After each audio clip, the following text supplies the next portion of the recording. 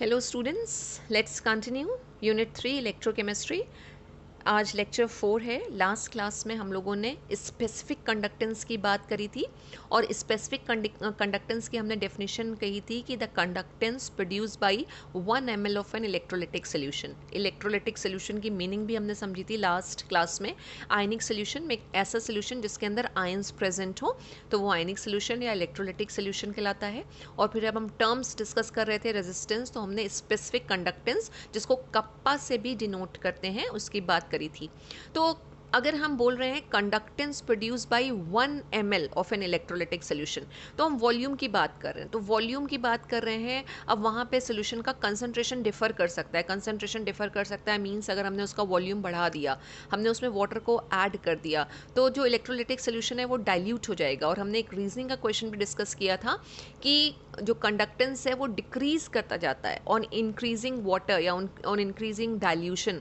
और उसका आंसर भी हमने कहा था कि जो पर यूनिट वॉल्यूम आयंस हैं वो बेसिकली डिक्रीज करते जाएंगे। तो जब per unit volume ions decrease करते जाएंगे तो 1 ml में भी आयंस कम होंगे और कम कंडक्टेंस प्रोड्यूस होगा। तो इस चीज़ को ओवरकम करने के लिए हम ऐसा करते हैं कि हम जो कंसंट्रेशन है उस कंसंट्रेशन को फिक्स कर देते हैं। और जब हम कंसंट्रेशन को फिक्स करते हैं तो हमारे पास स्पेसिफिक कंडक्टेंस के बाद दो टर्म्स और आ जाते हैं। एक इक्विवेलेंट कंडक्टेंस है और दूसरा मोलर कंडक्टेंस है। तो आज की क्लास का टॉपिक यही है, equivalent conductance and molar conductance, जिसके साथ आपके पास कुछ फॉर्मूलाज भी आएंगे। और जब फॉर्मूलाज आते हैं तो फॉर्मूला बेस्ड न्यूमेरिकल्स भी रहते हैं सॉल्व करने के लिए। एक लॉ इसी में हम और पढ़ेंगे, Kohlrausch law of independent ionic migration. और बोर्ड में यूजुअली कोलरॉश लॉ से ही या फिर मोलर कंडक्टेंस से ही क्वेश्चन आता है आपका। अगर पूछ लेते हैं इस चैप्टर से तो आइदर उधर नर्स्ट इक्वेशन जो भी हम गैल्वेनिक सेल के साथ पढ़ेंगे बाद में, और या फिर कोलरॉश लॉ। ये दो टॉपिक ऐसे हैं जिसमें बोर्ड से क्वेश्चन पूछ लिए जाते हैं।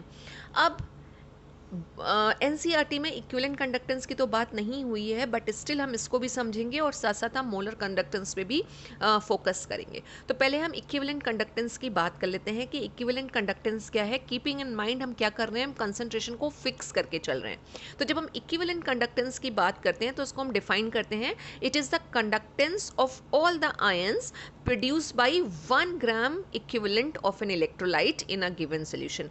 यानी अगर हमारे पास 1 gram equivalent of an electrolytic solution है और उसमें जितने आयंस प्रेजेंट हैं और वो आयंस जितना कंडक्टेंस प्रोड्यूस करेंगे, हम उसी को ही बोलेंगे इक्विवेलेंट कंडक्टेंस। हम इसकी डेफिनेशन लिख लेते हैं कि इट इज़ डिफाइंड एज, पहला हमारा है इक्विवेलेंट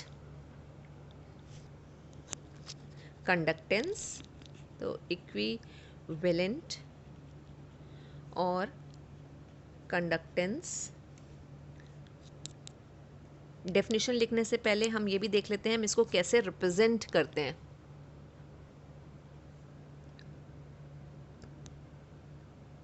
ये ग्रीक सिंबल है और किसका सिंबल है, लैम्डा का। अब आपको लगेगा लैम्डा ऐसे तो नहीं बनाते थे हम, वेवलेंथ के साथ लैम्डा बनाते थे तो कुछ इस तरह से लैम्डा आता था हमारा, राइट। तो ये अपर लैम्डा और लोअर लैम्डा वाली चीज़ है। ये सिंबल जो हम बनाते हैं वेवलेंथ के लिए, दिस इज़ लोअर लैम्डा और ये अपर केस लैम्डा कहलाता है। तो अपर केस लैम्डा से रिप्रेजेंट करते हैं।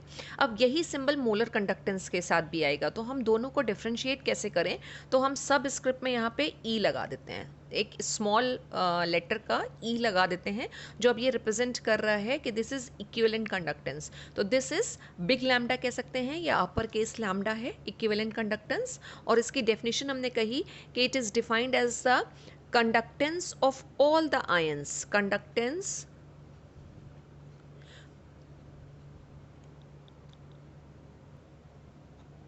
produced by 1 gram equivalent, 1 gram equivalent ions of an electrolyte या इलेक्ट्रोलिटिक सोल्यूशन, राइट, या फिर electrolyte in a given solution. हमने इलेक्ट्रोलाइट का एक्वस सोल्यूशन बना रखा है, उसमें जितने आयंस प्रेजेंट हैं और कितने आयन प्रेजेंट हैं 1 ग्राम इक्विवेलेंट। अब ये 1 ग्राम इक्विवेलेंट का मतलब क्या होता है? 1 gram equivalent means 1 mole of, हम बात कर रहे हैं आयंस की, डिवाइडेड बाय, अगर आपको इक्विवेलेंट मास निकालने का मेथड पता हो तो हम उसमें इक्विवेलेंट मास को कैसे निकालते हैं कि हम मॉलिक्यूलर मास लेते हैं और डिवाइडेड बाई n, यानी कि n क्या रहता है, वो स्पीशीज़ के हिसाब से चेंज होता रहता है। और अगर रिडॉक्स रिएक्शन की बात होती है तो नंबर ऑफ इलेक्ट्रॉन्स गेन्ड और लॉस वाली चीज़ रहती है कि कितने इलेक्ट्रॉन का चेंज हो रहा है, उससे हम डिवाइड करते हैं। और यहाँ पे भी जो रिएक्शंस होती हैं इलेक्ट्रोकेमिस्ट्री में वो रिडॉक्स रिएक्शन ही होती है। तो हम जब निकालेंगे यहाँ पे 1 ग्राम इक्विवेलेंट आयंस निकालेंगे तो हम कहते हैं कि हमने 1 मोल आयंस लिए, उसको हमने किससे डिवाइड कर दिया, n से डिवाइड कर दिया। और यहाँ पे n क्या है, नंबर ऑफ इलेक्ट्रॉन गेन और लॉस, या फिर number of change in number of electrons, right. तो अब अगर हमें इसका फॉर्मूला लिखना हो तो हम फॉर्मूला की डेरिवेशन में नहीं जाएंगे, हम फॉर्मूला सीधे लिखेंगे कि फॉर्मूला इसका क्या आएगा, equivalent conductance lambda e is equal to kappa multiplied by 1000 upon, और हम यहाँ पे ग्राम इक्विवेलेंट की बात कर रहे हैं तो नॉर्मेलिटी आ जाएगा, क्योंकि नॉर्मेलिटी के साथ ही ग्राम इक्विवेलेंट या इक्विवेलेंट मासेस का कंसेप्ट आता है। तो this will be the formula to calculate equivalent conductance, right. और कप्पा आपको पता है, कप्पा क्या है, कप्पा है स्पेसिफिक कंडक्टेंस, राइट। और एन क्या हो जाएगी, एन हो जाएगी नॉर्मेलिटी। और यूनिट की अगर हम बात करेंगे इक्विवेलेंट कंडक्टेंस की तो the unit will be Om inverse centimetre square और इक्विवेलेंट इनवर्स। ये यूनिट कैसे आई है इसको आप समझ सकते हैं। बेसिकली जो इक्विवेलेंट कंडक्टेंस एक्सपेरिमेंटली निकाला जाता है वो होता है is equal to kappa into volume, right. Kappa है स्पेसिफिक कंडक्टेंस और वी क्या है, V is the volume in ml containing 1 gram equivalent of the electrolyte. अब in case if the concentration of the solution is c gram equivalent per liter, then the volume containing 1 gram equivalent of the electrolyte will be 1000 by c. तो हम इसको ऐसे भी कह सकते हैं कि कप्पा की तो यूनिट हमने पढ़ी थी, कप्पा की यूनिट थी ओम इनवर्स और सेंटीमीटर इनवर्स, और वॉल्यूम के लिए हम लिख लेते हैं यहाँ पे सेंटीमीटर क्यूब। तो अब इसको सॉल्व करेंगे तो we will get ohm inverse और सेंटीमीटर स्क्वायर आ गया, राइट। अब ये कप्पा की जगह पे अगर हमने ओम इनवर्स सेंटीमीटर स्क्वायर लिखा है और अपॉन एन, एन नीचे आ रहा है यहाँ पे, एन के लिए हम क्या लिखेंगे, इक्विवेलेंट, तो यूनिट पूरी आ जाएगी ओम इनवर्स सेंटीमीटर स्क्वायर और इक्विवेलेंट इनवर्स। तो this is the unit for equivalent conductance and this is the formula. You just need to remember the formula only to solve the numerical problems. Move on to molar conductance. Molar conductance, अब molar conductance को हम कैसे define करते हैं, molar conductance और कैसे represent करते हैं उससे पहले तो यही आता है अपर केस लैम्डा, और यहाँ आपका आ जाएगा सबस्क्रिप्ट में हम स्मॉल m बना देते हैं, this is molar conductance, right. जिस तरह से हमने कहा कि इक्विवेलेंट कंडक्टेंस होता है conductance produce by 1 gram equivalent ions, तो यहाँ पर जब हम मोलर कंडक्टेंस की बात करेंगे तो हम कहेंगे conductance produce by 1 mole of ions. जितना भी हमारे पास, हम क्वांटिटी को देखिए फिक्स कर रहे हैं यहाँ पे कि 1 मोल ऑफ आयंस की बात कर रहे हैं। 1 मोल ऑफ आयंस जितना भी कंडक्टेंस प्रोड्यूस करेंगे that will be considered as molar conductance. Molar molarity से जो आता है, n/v की जो हमने बात करते हैं, नंबर ऑफ मोल्स की बात करते हैं। So the definition of lambda m is the molar conductance of an electrolytic solution is defined as the conductance of all the ions produced by ionization of 1 gram mole of an electrolyte। और बिल्कुल simple language में समझने के लिए आप समझ सकते हैं कि 1 मोल ऑफ एन इलेक्ट्रोलाइट जितना भी conductance produce, 1 mole of an ions जितना भी कंडक्टेंस प्रोड्यूस करेंगे that will be known as molar conductance. Molar conductance formula क्या होगा इसका और यूनिट क्या होगी इसकी, ठीक है। तो जिस तरह से अभी हमने लिखा था कि equivalent conductance is equal to specific conductance multiplied by volume, वैसे यहाँ पे आ जाएगा अब is lambda m is equal to specific conductance kappa multiplied by volume, ठीक है, या फिर volume of an electrolytic solution containing 1 gram mole of an electrolyte, right. अब मोलारिटी अगर सोल्यूशन की m है तो v क्या हो जाएगा, v हो जाएगा 1000 अपॉन m। तो इक्वेशन 1 अगर ये है और इसमें हम सब्स्टिट्यूट कर दें v की वैल्यू, तो we will get lambda m is equal to kappa multiplied by 1000 upon m, right. ये आ गया formula to calculate molar conductance. Unit की अगर हम बात करें तो यूनिट क्या हो जाएगी, तो जो यूनिट अभी यहाँ पे हमने ड्राइव करी थी इक्विवेलेंट कंडक्टेंस के लिए ओम इनवर्स सेंटीमीटर स्क्वायर, ये तो इतनी सेम रहनी है, लेकिन अब इक्विवेलेंट इन्वर्स नहीं होगा। इक्विवेलेंट इन्वर्स की जगह पे मोलर कंडक्टेंस की बात हो रही है, तो ये हो जाएगा मोल इन्वर्स। तो this is the unit of molar conductance. तो ये दो फॉर्मूलाज हैं जो आपको ध्यान रखने हैं to solve the numerical problems, molar conductance का और इक्विवेलेंट कंडक्टेंस का फॉर्मूला। एक फॉर्मूला और दिया हुआ है जो इक्विवेलेंट कंडक्टेंस और मोलर कंडक्टेंस में रिलेशनशिप एस्टैब्लिश करता है, इन दोनों को रिलेट करता है, और उसका भी जो डेरिवेशन है, इसका फॉर्मूला और इसका फॉर्मूला, दोनों का फॉर्मूला लिख के और ये फॉर्मूला ड्राइव किया गया है। हम सीधे वही फॉर्मूला लिख रहे हैं कि वो फॉर्मूला क्या है, lambda m, that is molar conductance divided by lambda e, equivalent conductance is equal to n।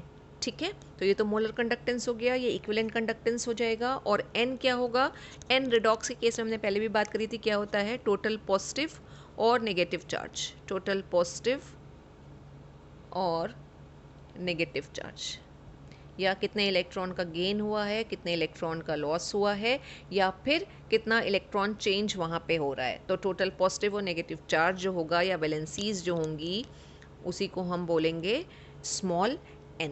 तो this is a relationship between molar conductance and equivalent conductance. ये भी फॉर्मूला आप ध्यान रखिए, इसकी भी आपको ज़रूरत पड़ सकती है। तो हमने स्पेसिफिक कंडक्टेंस का फॉर्मूला किया, हमने मोलर कंडक्टेंस का फॉर्मूला किया, हमने इक्विवेलेंट कंडक्टेंस का फॉर्मूला किया, और एक फॉर्मूला हमने ये किया है जिसमें ये दोनों मोलर और इक्विवेलेंट कंडक्टेंस आपस में रिलेट हो रहे हैं। न्यूमेरिकल सॉल्व करने से पहले एक थियोरेटिकल टॉपिक और डिस्कस कर लेते हैं कि ऐसे कौन कौन से फैक्टर्स हैं जो कंडक्टेंस को अफेक्ट करते हैं या चेंज करते हैं। तो पहला फैक्टर जो है वो है टेम्परेचर। अब क्या आप सोच सकते हैं कि किस तरह से टेम्परेचर कंडक्टेंस को अफेक्ट करता होगा। टेम्परेचर रेज करने से क्या होगा, टेम्परेचर रेज करने से काइनेटिक एनर्जी जो आयंस की है वो इंक्रीज़ होगी, और अगर काइनेटिक एनर्जी इंक्रीज़ हुई तो रेजिस्टेंस तो डिक्रीज़ कर जाता है, लेकिन कंडक्टेंस क्या होगा, इंक्रीज़ कर जाएगा।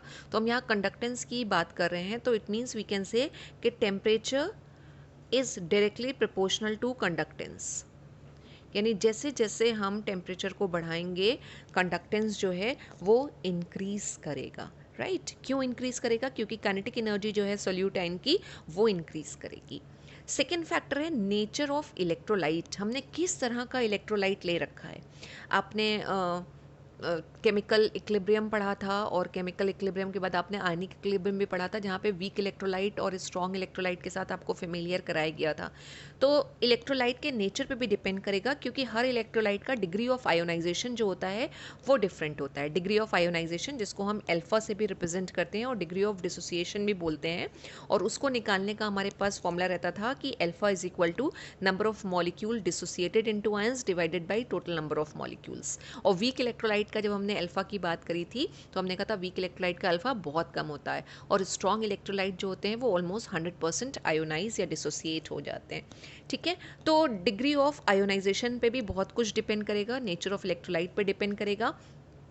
अब जो डिग्री ऑफ आयोनाइजेशन है एक किसी भी इलेक्ट्रोलाइट का एक सोल्यूशन में, वो भी कई सारे फैक्टर पे डिपेंड करता है कि सॉल्यूट किस तरह का है, सॉल्वेंट किस तरह का है, क्योंकि सॉल्वेंट का रोल भी बहुत इंपॉर्टेंट है। सॉल्वेंट क्या करता है, जैसे वाटर, उसका डाइलेक्ट्रिक कांस्टेंट बहुत हाई होता है, तो वो आयंस के बीच के चार्जेस, आयन में जो चार्जेस हैं और उनके बीच में जो अट्रैक्शन है उस अट्रैक्शन को ख़त्म करता है, और आयंस जो होते हैं वो they go away from each other, right. तो वो आयंस आयंस के अट्रैक्शन को ख़त्म करता है, वीकन करता है। तो सॉल्वेंट का रोल भी बहुत इंपॉर्टेंट है। जितना ज़्यादा हाई इलेक्ट्रिक कांस्टेंट होगा उतना ज़्यादा ही एक सॉल्वेंट की कैपेसिटी होगी आयंस को सेपरेट करने की। और वाटर को बेस्ट सॉल्वेंट कहा जाता है क्योंकि उसका हाईएस्ट डाइलेक्ट्रिक कांस्टेंट है। उसके अलावा methyl alcohol, ethyl alcohol, acetone, ये सब भी जो हैं वो सॉल्वेंट की तरह यूज़ होते हैं। तो अगर वाटर की जगह इथाइल अल्कोहल में सोल्यूशन बनाया गया है तो ऑब्वियसली बात है इथाइल अल्कोहल का डाइलेक्ट्रिक कांस्टेंट वाटर से बहुत कम होता है। वाटर का डाइलेक्ट्रिक कांस्टेंट 81 और इथाइल अल्कोहल का 27 है, ठीक है, तो बहुत कम है। तो व्हाट विल हैपन, जो आयंस को सेपरेट करने की टेंडेंसी है वो इथाइल अल्कोहल की कम होगी, आयंस कम प्रोड्यूस होंगे। तो आयंस कम होंगे तो क्या होगा, जो हमारा कंडक्टेंस की बात कर रहे हैं वो कंडक्टेंस भी क्या करेगा, डिक्रीज कर जाएगा, ठीक है। तो नेचर ऑफ इलेक्ट्रोलाइट भी बहुत इंपॉर्टेंट है। तो वी कैन से कि डिग्री ऑफ आयोनाइजेशन या एल्फा, ठीक है ना, जिसको हम कहते हैं degree of ionization is directly proportional to किसके, कंडक्टेंस के। यानी जितना ज़्यादा आयोनाइजेशन बढ़ता जाएगा, जितने आयंस आते जाएंगे उतना ज़्यादा कंडक्टेंस बढ़ता जाएगा। और फिर डिग्री ऑफ आयोनाइजेशन जिन फैक्टर्स पर डिपेंड करता है उसमें हमारे पास कई सारे फैक्टर्स हैं, जिसमें पहला हम कह सकते हैं नेचर ऑफ सोल्यूट, सोल्यूट के टाइप पे भी डिपेंड करता है। वीक और स्ट्रॉन्ग अगर है इलेक्ट्रोलाइट तो आयोनाइजेशन अलग अलग होगा। सॉल्वेंट पे भी, नेचर ऑफ सॉल्वेंट पे भी डिपेंड करता है। डाइल्यूशन पे भी डिपेंड करता है, डाइल्यूशन, राइट। हमें पता है कि हम जितना डाइल्यूट करते जाएंगे, जितना वाटर हम डालते जाएंगे उतना ज़्यादा क्या होगा, आयंस जो है एक दूसरे से सेपरेट होते चले जाएंगे, यानी कैपेसिटी आयंस को सेपरेट करने की बढ़ती चली जाएगी। तो जितना ज़्यादा हम यहाँ पे वाटर ऐड करेंगे उतना ज़्यादा डाइल्यूशन होगा, और जितना ज़्यादा डाइल्यूशन होगा उतने ज़्यादा आयंस आएंगे, और जितने ज़्यादा आयंस आएंगे उतना ज़्यादा क्या होगा, कंसनट्रेशन हो जाएगा यहाँ पे, ठीक है। और इसी तरह डिग्री ऑफ आयोनाइजेशन एक चौथे फैक्टर पर भी डिपेंड करता है जो हम 11th में पढ़ चुके हैं, वो है टेम्परेचर। टेम्परेचर रेज करने से क्या होगा, आयोनाइजेशन इंक्रीज करता है। तो temperature is directly proportional to किसके होता है, डिग्री ऑफ आयोनाइजेशन के, डिग्री ऑफ आयोनाइजेशन, राइट। तो दो फैक्टर्स हो गए, एक टेम्परेचर और एक नेचर ऑफ इलेक्ट्रोलाइट। और लास्ट फैक्टर है कंसंट्रेशन। कंसंट्रेशन मतलब जो हमने इलेक्ट्रोलाइटिक सोल्यूशन बना रखा है उसके अंदर अमाउंट ऑफ वाटर कितना है। और एक्सपेरिमेंटल ऑब्जर्वेशन से ये निकल के आया है कि चाहे मोलर कंडक्टिविटी की हम बात करें, यानी कि लैम्डा एम एंड लैम्डा ई, ठीक है, दोनों ही क्या करते हैं, इंक्रीज करते हैं, इंक्रीजेस ऑन डाइल्यूशन। क्योंकि what will happen, dilution increase करने से आयोनाइजेशन इंक्रीज होगा, और आयोनाइजेशन अगर इंक्रीज हुआ तो नंबर ऑफ आयंस ज़्यादा आएंगे, और नंबर ऑफ आयंस अगर ज़्यादा होंगे तो ऑब्वियसली बात है कंडक्टेंस भी ज़्यादा होगा, ठीक है। इसको कंफ्यूज मत करिएगा स्पेसिफिक कंडक्टेंस के साथ। हमने जब स्पेसिफिक कंडक्टेंस की बात करी थी तो हम स्पेसिफिक कंडक्टेंस में वॉल्यूम लेके चल रहे थे कि 1 ml, ठीक है ना। तो वहाँ पे अगर आप डाइल्यूशन बढ़ाएंगे तो वहाँ पे पर यूनिट वॉल्यूम जो आयंस हैं वो घटते जाएंगे। और यहाँ पे जो हम बात कर रहे हैं वो हम बात कर रहे हैं टोटल नंबर ऑफ आयंस की, total number of ions produce by 1 molar solution या 1 मोल ऑफ सोल्यूशन या 1 gram equivalent of electrolytic solution, right. तो हम नंबर ऑफ आयंस की बात कर रहे हैं, ज़्यादा से ज़्यादा नंबर ऑफ आयंस आए, तो ज़्यादा से ज़्यादा नंबर ऑफ आयंस किससे आएंगे, डाइल्यूशन से। तो चाहे स्ट्रॉन्ग इलेक्ट्रोलाइट हो चाहे वीक इलेक्ट्रोलाइट हो, दोनों ये चीज़ निकल के आई है एक्सपेरिमेंट के साथ कि दोनों ही मोलर और इक्विवेलेंट दोनों ही कंडक्टेंस जो है वो इंक्रीज करते हैं डाइल्यूशन के साथ, and then they reaches to a maximum और लिमिटिंग वैल्यू, जिसको हम बोलते हैं molar and equivalent conductance at infinite dilution, ठीक है, जिसको हम law of limiting molar conductivity भी बोलते हैं। और ये कंडक्टेंस जो है ये स्ट्रॉन्ग इलेक्ट्रोलाइट के लिए तो ईजिली निकल जाता है, लेकिन in case of weak electrolyte हम इसको बहुत ही एक्यूरेटली ऑब्टेन नहीं कर सकते। और एक लॉ हम इसके लिए पढ़ेंगे, Kohlrausch law for limiting molar conductivity, जो बेसिकली वीक इलेक्ट्रोलाइट के लिए ही कैलकुलेट किया जाता है और जो हमारी नेक्स्ट क्लास का टॉपिक होगा। तो आज की क्लास में हमने दो चीज़ें डिस्कस करी, equivalent conductance and molar conductance, और उनके फॉर्मूला देख लिए। और तीसरा जो हमने चीज़ डिस्कस किया है वो है फैक्टर्स अफेक्टिंग कंडक्टेंस। तो इक्विवेलेंट कंडक्टेंस हो गया, second molar conductance, and third factors affecting conductance. Now we will do some numerical problems based on molar conductance. First numerical problem is from NCERT exercises, problem number 3.8, direct formula based question है. क्या given है वो देख लेते हैं और क्या पूछ रहे हैं. Conductivity of 0.2 molar solution of KCl at this much temperature is this much.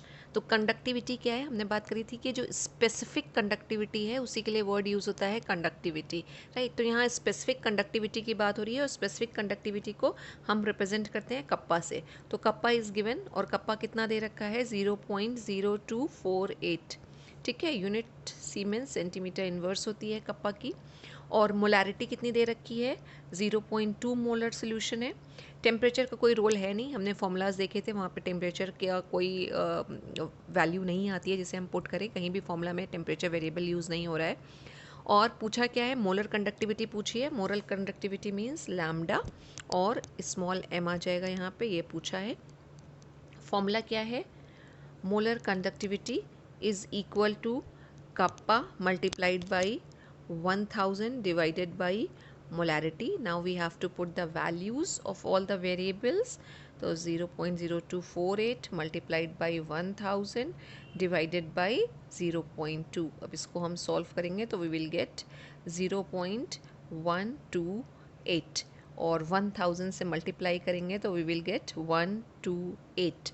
और जो यूनिट हमने निकाली थी इसकी वो यूनिट होती है सीमेंस सेंटीमीटर स्क्वायर और मोल इन्वर्स. यही अगर इक्विवेलेंट होता तो ये हो जाता इक्विवेलेंट इन्वर्स. तो मोल इन्वर्स ये यूनिट आ जाएगी. तो सीधा बिल्कुल फॉर्मूला बेस्ड प्रॉब्लम थी.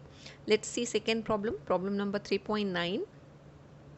और प्रॉब्लम क्या है, the resistance of a conductivity cell containing 0.01 molar और फिर से यहाँ पे मोलारिटी दे रखी है at this much temperature is 1500 ohm, right. What is the cell constant, हमसे सेल कांस्टेंट पूछा गया है. जो रेशियो होता है किसका किसका रेशियो, length of the electrode means दो इलेक्ट्रोड के बीच के डिस्टेंस की बात होती है अपॉन क्रॉस सेक्शनल एरिया. तो रेशियो ऑफ L बाई ए निकालना है. सेल कांस्टेंट जो वैल्यूज़ गिवन है हम उसको पहले लिख लेते हैं यहाँ पे. तो मोलारिटी गिवन है, मोलारिटी की वैल्यू कितनी यहाँ पे दे रखी है 0.01 molar, 0.1 molar, right. Temperature note down करने से कोई उसका यूज़ नहीं है. रेजिस्टेंस दे रखा है 1500 ओम रेजिस्टेंस है. अब इन्होंने पूछा है what is the cell constant, तो सेल कांस्टेंट हमें फाइंड आउट करना है.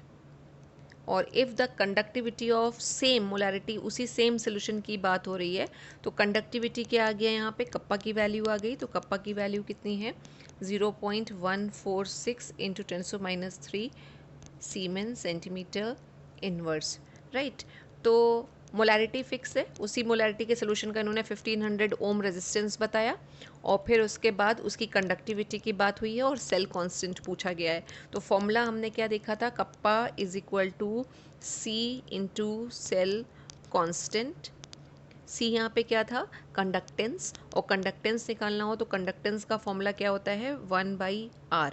ठीक है, तो kappa is equal to 1/r into cell constant हो जाएगा. अब कोई प्रॉब्लम नहीं है क्योंकि हमारे पास रेजिस्टेंस है, हमारे पास कप्पा की वैल्यू है, हम सेल कांस्टेंट की वैल्यू निकाल लेंगे.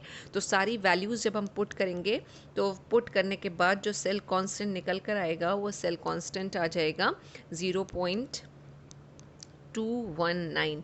और सेल कांस्टेंट की यूनिट क्या होती है, सेल कांस्टेंट होता है L बाई ए और दोनों सेंटीमीटर्स में ही लिखते हैं. तो L सेंटीमीटर था और क्रॉस सेक्शनल एरिया जो होगा वो सेंटीमीटर स्क्वायर होगा. तो यहाँ जो यूनिट आएगी वो आएगी सेंटीमीटर इनवर्स. ठीक है, तो ये सेल कांस्टेंट निकाल लिया. तो बिल्कुल ईजी से ही प्रॉब्लम है. उसके सोल्यूशंस भी बिल्कुल सिंपलर से हैं और फॉर्मूला अगर आपको आता है तो आप आराम से कैलकुलेट कर सकते हैं. अब कुछ प्रॉब्लम्स हमारे पास हैं जो थ्योरी बेस्ड हैं, कंसेप्चुअल प्रॉब्लम्स हैं, जिसमें से अगेन एनसीईआरटी का ही एक्सरसाइज का प्रॉब्लम है, प्रॉब्लम नंबर 3.7. और एक बहुत बहुत इम्पॉर्टेंट ये क्वेश्चन है जो बोर्ड में कई बार पूछा गया है, राइट. इवन होम एग्जामिनेशन में, प्री बोर्ड में भी ये क्वेश्चन बहुत बार रिपीट हुआ है. और क्वेश्चन है why does the conductivity of a solution decreases with dilution. मतलब इसको तो एक लाइन का आंसर है, आप बिल्कुल अच्छे से बाय हार्ट लर्न कर लीजिए. कंडक्टिविटी की जब हम बात कर रहे हैं तो यहाँ पे हम स्पेसिफिक कंडक्टेंस की बेसिकली बात कर रहे हैं, और हमने कहा था कि वो किस पे या कैसे प्रोड्यूस होता है। हमने कहा था बाय डेफिनेशन थी कि conductance of 1 centimetre cube of an electrolytic solution is called its specific conductance, जिसको कप्पा से भी डिनोट करते हैं। तो हम इसको ये भी कह सकते हैं कि conductance produce by 1 ml of solution, right. अब 1 ml ऑफ सोल्यूशन है, अब 1 ml में कितने आयंस होंगे, क्योंकि अगर हम क्या करें कंसंट्रेशन चेंज कर दें, कंसंट्रेशन और डाइल्यूशन में इन्वर्सली प्रोपोर्शनल का रिलेशनशिप होता है। Concentration is inversely proportional to dilution, यानी अगर हम वाटर ऐड करते जा रहे हैं, डाइल्यूट करते चले जा रहे हैं इलेक्ट्रोलिटिक सोल्यूशन को, तो क्या होगा, कंसंट्रेशन जो है वो डिक्रीज़ करने लगेगा, ठीक है। तो अब यहाँ पे जब हम बात कर रहे हैं conductivity of a solution decreases with dilution, तो अगर हमने वाटर ऐड किया, हमने डाइल्यूट कर दिया, कंसंट्रेशन को हमने चेंज कर दिया, तो पर यूनिट वॉल्यूम, आपको यही कीवर्ड्स याद रखने हैं कि पर यूनिट वॉल्यूम जो आयंस हैं वो डिक्रीज़ करते जाते हैं, और अगर per unit volume ions decrease करेंगे तो ऑब्वियस सी बात है कंडक्टिविटी भी डिक्रीज़ करेगी। और कंडक्टिविटी यहाँ पे है क्या, कप्पा की बात हो रही है, स्पेसिफिक कंडक्टेंस की बात हो रही है। तो क्या लैंग्वेज आएगा इस क्वेश्चन का जब आंसर लिखेंगे, तो language will be conductivity of an electrolytic solution depends on the number of ions present per unit volume, and on dilution the number of ions present per unit volume decreases, therefore conductivity also decreases, right. तो per unit volume जो है वो ions decrease कर रहे हैं, इसलिए conductivity decrease कर रही है। Now move on to second question, जो थियोरेटिकल क्वेश्चन है कि define conductivity and molar conductivity for the solution of an electrolyte, discuss their variation with concentration. इस क्वेश्चन में जो सेकेंड पार्ट है ये भी हमने डिस्कस नहीं किया है, ये हम बाद की क्लास में डिस्कस करेंगे कि कैसे जो कंडक्टिविटी है वो वेरी करती है कंसंट्रेशन के साथ, मतलब स्ट्रॉन्ग इलेक्ट्रोलाइट, वीक इलेक्ट्रोलाइट अगर हैं तो कैसे वेरिएशन होगा। लेकिन कंडक्टिविटी और मोलर कंडक्टिविटी की डेफिनेशन हमने पढ़ी है। कंडक्टिविटी की डेफिनेशन अब भी हमने ऊपर डिस्कस करी थी कि कंडक्टिविटी क्या है। कंडक्टिविटी को हम इन्वर्स ऑफ रेजिस्टिविटी भी बोलते हैं, यानी kappa is equal to 1/ρ, right. और 1/ρ को हम और कैसे लिख सकते हैं, is equal to 1/r multiplied by L/A, right. और अभी हमने डेफिनेशन ऊपर डिस्कस करी थी कि कंडक्टिविटी है क्या, तो कंडक्टिविटी को हम बोलेंगे कि the conductance of 1 centimetre cube of an electrolytic solution is called its specific conductance और कंडक्टिविटी। और मोलर कंडक्टिविटी को हम किस तरह से डिफाइन करेंगे, the molar conductance of an electrolytic solution is defined as the conductance of all the ions produced by ionization of 1 gram mole of an electrolyte। और कैसे डिनोट करते हैं, इसको हम डिनोट करते हैं लैम्डा m से, ठीक है। अब इसके वेरिएशन की जब हम बात करेंगे तो वेरिएशन अभी हमने कंडक्टिविटी के लिए तो ऊपर बात करी थी कि जैसे जैसे हम डाइल्यूशन बढ़ाते जाते हैं वैसे वैसे जो कंडक्टिविटी है वो डिक्रीज़ करती जाती है।